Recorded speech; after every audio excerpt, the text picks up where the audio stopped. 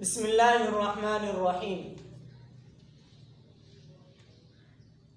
एक शख्स ने पूछा कि एक लड़के की मंगनी हो गई है और लड़की और लड़का दोनों राज़ी हैं, लेकिन अब लड़की के घर वाले राज़ी नहीं हो रहे, तो क्या इस सूरत में शादी के वक्त जब किसी को बताए बग़ैर निकाह कर लें तो क्या ये जायज़ होगा या नहीं होगा? और बिलफ़र्ज़ अगर शादी हो जाए तो बाद में अगर निकाह का वक्त हो तो निकाह जायज़ होगा? ये थोड़ा टेढ़ा सा सवाल है, लेकिन इसका जवाब हर तरह से देने की कोशिश करूँगा। इसका जवाब ये है कि निकाह पर निकाह ये और चीज़ है और तजदीद निकाह और चीज़ है। ये निकाह पर निकाह ये नहीं होता। असल में निकाह पर निकाह उसे कहते हैं कि एक लड़की का पहले निकाह हो चुका है, लेकिन अब लड़की के घर वाले कहते हैं कि कोई नहीं, निकाह ही हुआ है ना, रुखसती तो नहीं हुई। रुखसती करने से पहले वो उस लड़की का निकाह कहीं और करवा देते हैं और दूसरी जगह उसकी शादी कर देते हैं, रुखसती कर देते हैं। अब ये जो पहले इस लड़के का निकाह हुआ था एक लड़के का, लेकिन लड़की वालों ने उसी लड़की का निकाह किसी दूसरे लड़के से कर दिया, तो इसको कहते हैं निकाह पर निकाह। ये नाजायज़ है और हराम है। लेकिन एक होता है तजदीद निकाह। अब इसकी दो सूरतें होती हैं। अब मैं दोनों आपके सामने तफसीलन बयान करूंगा कि इसकी दो सूरतें कौन सी होती हैं। एक सूरत तो इसकी ये है कि एक लड़के ने, लड़की और लड़की ने दोनों आपस में राजी हो गए शादी करने पर, और लड़की और लड़का दोनों मस्जिद में जाकर किसी इमाम साहब को कहते हैं, वो इन दोनों का निकाह करवा देते हैं, या किसी घर में जाकर निकाह कर लेते हैं अपने दोस्तों को इकट्ठा करके, और निकाह फार्म लेकर फॉर्म फिल कर लेते हैं, शरई तौर पर इजाब व कबूल भी कर लेते हैं, मौलवी साहब खुतबा भी पढ़ देते हैं।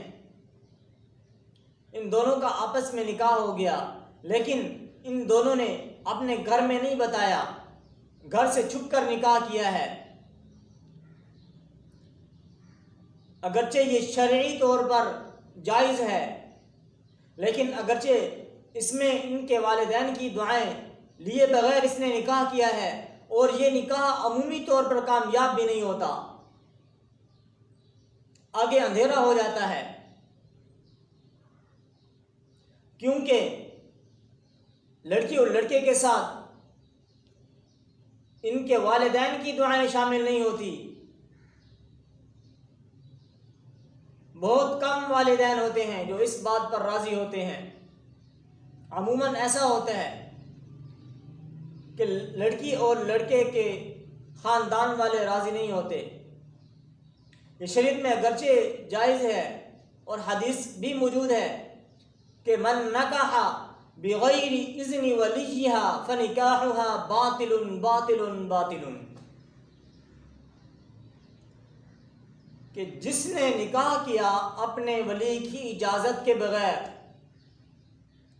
उसका निकाह बातिल है। लेकिन मुहद्दिसीन ने इसकी तशरीह में लिखा है कि अगर उसने गैर कुफ़ में किया हो, अगर उसने कुफ़ में किया है तो फिर जायज़ है। अब मैं दो फ़र्क आपको बता रहा था। एक मैंने आपको बता दिया कि लड़की और लड़के दोनों ने अपने घर वालों से छुपकर बाहर किसी मस्जिद में चले गया या किसी घर में अपने दोस्त अहबाब को इकट्ठा करके निकाह फॉर्म फिल कर दिया और मौलवी साहब से निकाह पढ़वा लिया, और इजाब व कबूल भी कर लिया। एक तो ये सूरत होती है। अब दूसरी सूरत जिसको हम कोर्ट मैरिज कहते हैं। अब मैं आपको वाज़ेह तौर पर समझाऊंगा कि ये कोर्ट मैरिज क्या होती है। कोर्ट मैरिज, कोर्ट कहते हैं अदालत को और मैरिज कहते हैं शादी। असल में बाज़ लोग समझते हैं कि अदालत शादी करवाती है, निकाह करवाती है, हालांकि बिल्कुल ऐसा नहीं होता। कोई कानून भी नहीं है, न शरी तौर पर और ना ही कोई कानून है कि जज साहब निकाह पढ़ाएं। बीच में वजह क्या है, मैं वजह आपको बताने लगा हूं। असल में होता यह है कि लड़की और लड़का छुपकर निकाह कर लेते हैं अपने वालिदैन को बताए बगैर। बाद में लड़की और लड़का दोनों जाते हैं वकील साहब के पास और वकील साहब ने एक आधा मुफ्ती रखा होता है, एक आलिम, एक आधा मौलवी अपने पास रखा होता है। जब लड़की और लड़का वकील साहब के पास गए, वकील साहब मौलवी साहब को बुला के सबसे पहले लड़के और लड़के से आईडी कार्ड मांगते हैं। अगर दोनों का आईडी कार्ड बना हुआ है, क्योंकि पंजाब में निकाह जो कानून है, लड़के के लिए उम्र 18 साल और लड़की के लिए 16 साल, ये पंजाब का कानून। लेकिन बाकी सूबों में लड़की और लड़के दोनों की 18 साल उम्र होनी चाहिए। तो वो पहले लड़की और लड़के का आईडी कार्ड लेते हैं। अगर उनका आईडी कार्ड बना हुआ है तो वकील साहब उनसे निकाह फॉर्म फिल करवाते हैं और मौलवी साहब खुतबा पढ़ते हैं। खुतबा पढ़ के फिर उनसे इजाब व कबूल करवाते हैं और वकील साहब के कोई कुछ दोस्त अहबाब मौजूद होते हैं, वो इनके लिए गवाह बन जाते हैं। तो ये निकाह शरई तौर पर भी जायज़ है और कानूनी तौर पर भी जायज़ है। ये एक अलग बात है कि इनके साथ वालिदैन की दुआएं शामिल नहीं होती और ये निकाह आइंदा बहुत कम ही चलते हैं। ऐसी ज़िंदगी कामयाब भी नहीं होती जिनके साथ वालिदैन की दुआएं शामिल ना हो। तो फिर क्या होता है, जब वकील साहब निकाह करवा देते हैं लड़की और लड़के का, फिर जाते हैं अदालत में। वकील साहब लड़की और लड़के को उठाकर अदालत में जाके पेश करते हैं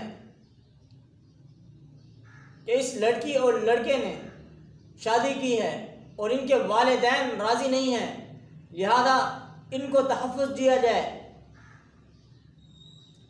अब ये अपने तहफ़्फ़ुज़ के लिए अदालत जाते हैं। उधर से फिर अदालत इस लड़की और लड़के को तहफ़्फ़ुज़ के लिए कानून जारी करती है, फैसला जारी करती है। इसको कहते हैं कोर्ट मैरिज। तो अब मैंने दोनों में बिल्कुल वाज़ेह तौर पर फ़र्क समझा दिया। उम्मीद है कि बिल्कुल वाज़ेह समझ में आ गया होगा। लेकिन हद्दुल इम्कान कोशिश करनी चाहिए कि अपनी औलाद की ऐसी तरबियत की जाए कि वो इस दर्जे तक पहुँचे ही क्यों। अब जब अदालत में निकाह हो जाता है, अदालत फैसला, अदालत में निकाह नहीं होता, निकाह तो वकील साहब ने एक मौलवी साहब के ज़रिए करवा दिया था। लेकिन जब अदालत ये कानून जारी करती है, ये फैसला करती है लड़की और लड़के के तहफ़्फ़ुज़ का, तो उसके बाद फिर वालिदैन अपने बच्चों को बुला के समझाते हैं थोड़ा कि हमारी नाक कट जाएगी, आपने तो ऐसी हरकत कर दी। फिर क्या होता है, फिर ऐसा किया जाता है क्योंकि रुखसती तो हुई नहीं होती। फिर अपने रिश्तेदारों को दावत दी जाती है कि मेरे बेटे की शादी है, उनको इकट्ठा किया जाता है, उनके लिए दावत की जाती है। वो घर में आते हैं, एक मौलाना साहब बुलाते हैं, उनके सामने इस लड़के और लड़की का दोबारा निकाह किया जाता है और हिजाब को कबूल भी करवाया जाता है उन सारे ख़ानदान वालों के सामने। इसको कहते हैं तजदीद निकाह। निकाह पर निकाह वो अलग चीज़ है, वो मैंने पहले आपको बता दिया। इसको कहते हैं तजदीद निकाह कि लड़के और लड़के ने छुपकर निकाह कर लिया, लेकिन वालिदैन अपने बच्चों को समझाकर कि आपने तो हमारी नाक काट दी, या इससे हमारी इज्जत का खतरा है, तो इस सूरत में अपने बच्चे को समझाते हैं तो वो अपना बच्चे को इस बात पर कायल करते हैं कि हम अपने ख़ानदान वालों को दावत देते हैं, वो आएंगे और उनके सामने आपका निकाह दोबारा करवाएंगे इसी लड़की के साथ। तो इसको कहते हैं तजदीद निकाह, जो कि शरीयत में जायज़ है। लेकिन बाकी जो पहली दो चीज़ें हैं कि लड़की और लड़का, आजकल ये वाक़यात बहुत ज़्यादा हो रहे हैं क्योंकि हर वकील के दफ्तर में मौलवी साहब मौजूद हैं और बच्ची और बच्चे का निकाह करवा देते हैं आसानी से। निकाह फार्म आसानी से मिल जाते हैं नेट से, वो लेके उसको फिल करवा के और रजिस्ट्रार की मोहर भी लगवा लेते हैं। लेकिन ऐसी ज़िंदगी अमूमन कामयाब नहीं होती जिसमें वालिदैन की दुआएं शामिल ना हों। हाँ, अपने बच्चे की अच्छी तरबियत की जाए। हाँ, अगर वो कहीं शादी करने की ख्वाहिश रखता है बच्चा, तो इसमें वालिदैन से गुजारिश है कि वो अपने बच्चे के साथ भरपूर ताउन करें। पहले तो अपने बच्चे को समझाएं, अगर बच्चे को बात समझ में नहीं आती तो इसमें वालिदैन अपने बच्चे के साथ भरपूर ताउन करें ताकि ऐसी नौबत ही ना आए। और बच्चे को भी चाहिए कि वो अपने वालिदैन की बात माने, वो ऐसी हरकतों से बाज रहें। तो इसमें अपनी औलाद की तरबियत का ख़ास ख्याल रखा जाए कि जिसमें ऐसी नौबत ही ना आए जिसमें बाद में शर्मिंदगी का सामना करना पड़े। व आखिर दावाना अनिल हम्दुलिल्लाहि रब्बिल आलमीन।